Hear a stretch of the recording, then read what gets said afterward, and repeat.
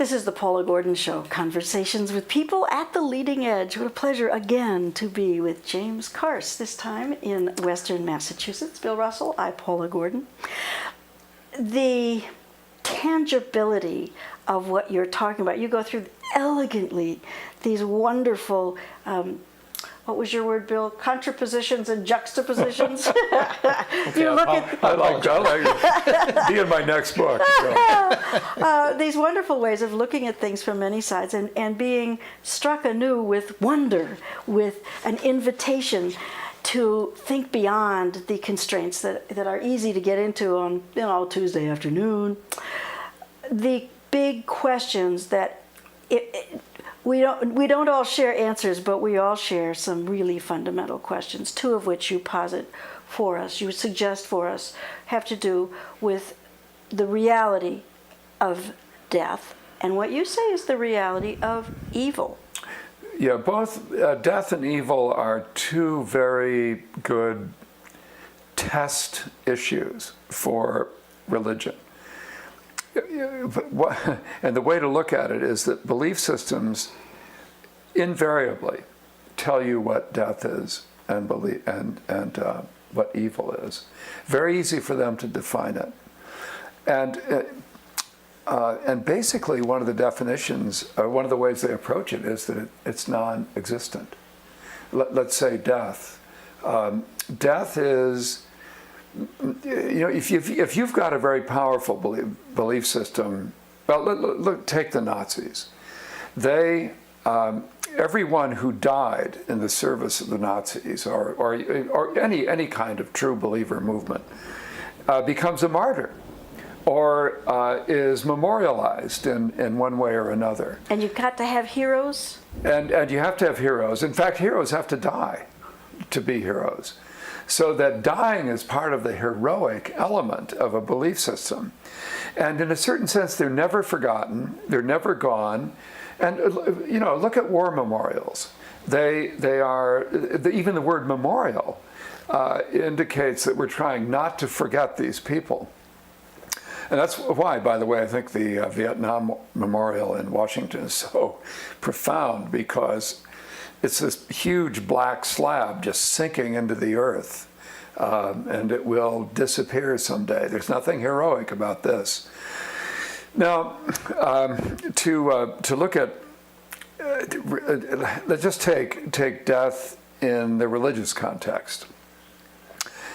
One thing I've found looking over, great ranges of religious phenomena, is that there's no definition of death out there. That, for example, in Christianity, many times, or I should say in the New Testament, many times the issue comes up: what is death? For example, Jesus was asked questions about what happens in heaven. And he'd answer, God is the God of the living, not of the dead. Don't ask those questions. And then we also notice in the New Testament that death is not easily avoided, and it's not a good thing. It serves no purpose in the grand. I mean, we take the death of Jesus when he's approached in the Garden of Gethsemane. And is soon to be arrested. He's in such anguish. The New Testament goes way out of its way to show you that this guy was terrified. He was sweating like his sweat was dropping like blood. The New Testament says. Compare that to Socrates on the night before his death, was assuring all of his friends that he'll be around. He'll be out there somewhere talking to the old philosophers and so on. He was in an equable mood. He was even joking with his jailer. But in Christianity, death is at the core in its reality and is never utterly or never completely explained. You say that there's a whole way of thinking about God and evil that is called theodicy. How come you got a good God who does bad things, basically? Right. And I love the way you turn that and say, you got the question wrong. This isn't about God. If you approach a belief system, a religion as a belief system, you'd want to know that. Yeah. Why does God, a good God, allow evil things? Well, the question is not what God's doing, it's what we're doing with each other. And once someone says God is doing the evil, it lets someone off the hook.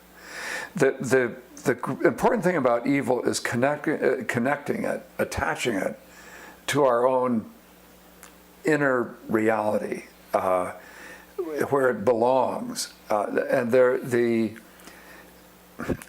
One of my favorite remarks about evil is in Jesus's really strong remark in the Gospels, that if you're do not look for the speck in someone else's eye without seeing the log in your own.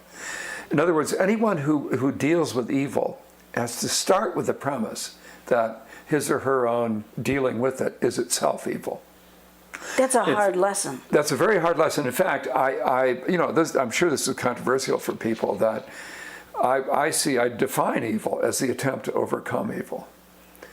That the Nazis, for example, verifiably evil, had a focus on undoing evil that was so intense that it gave them a sense of enormous righteousness.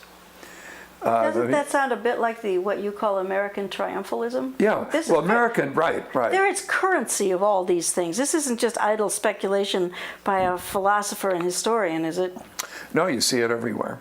Yeah, you really do. It was very hard.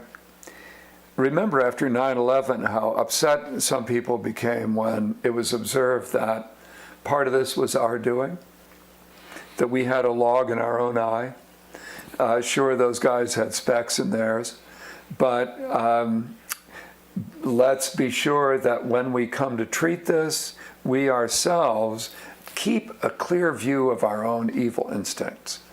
Well, we've failed at that, I think, enormously, actually. Well, in that context, it brings up something we will only begin able to sort of touch on, because it to me is just an incredibly rich subject.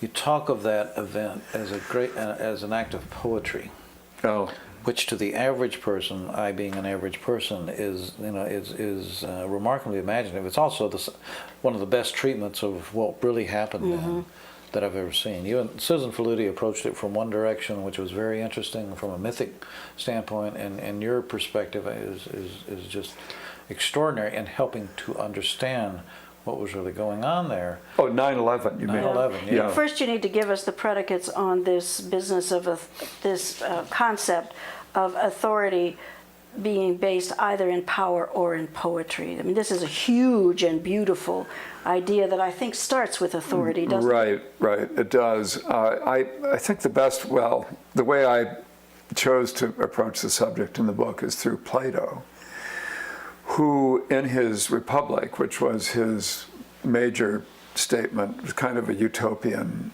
political point of view that he had, realized that the greatest danger in the Republic is the poet. Because the poet can imagine anything he or she likes, meaning that the poet can see beyond any of your own limitations. Yeah, the poet has the vision, a horizontal vision. And Plato realized that in a structured society, that's dangerous. So hold your poets back. But don't get rid of your poets. You get rid of the ones you can't control, but basically what you do is to control your poets. Now, when you say poet, you mean all of the arts. Well, yeah, I should say that's right. It's important to recognize that. To understand that Plato meant by poetry, poiesis, he called it in Greek, the process of being creative. So that any of the arts do, any of them, even cosmetics. He said that in the Republic. From drama and cosmetics. I love the line. So 2,500 years yeah, ago. yeah. I mean, you know, even the way you walk on the street can be poetic, so what you need to do is to control this wild poetic expression, and you employ the poets to do what will keep the mind of your community, of your believers within the limits, Which kills the poetry. which of course kills the poetry. And this is all about belief. When you say the republic of which he was speaking was a belief system. Oh, it's a belief system, absolutely. Oh yeah, it's one of the great classic belief systems. And so what we find are, I mean, a very good example would be Soviet realism, where the Soviets, and of course the Nazis did the same thing. Well, actually, all belief systems do this, but they were brilliant at it, is to pay certain artists to produce what the power, what the authority wants. And it's always, in the end, to strengthen, to brace up the authority. When we come back, let us take at least a quick look at your two categories, civitas and communitas, which again offered a new way of thinking that I'd not encountered before, as so often James P. Carse does for me. We are with him in Western Massachusetts. The three of us will be back shortly. Please join us when we return.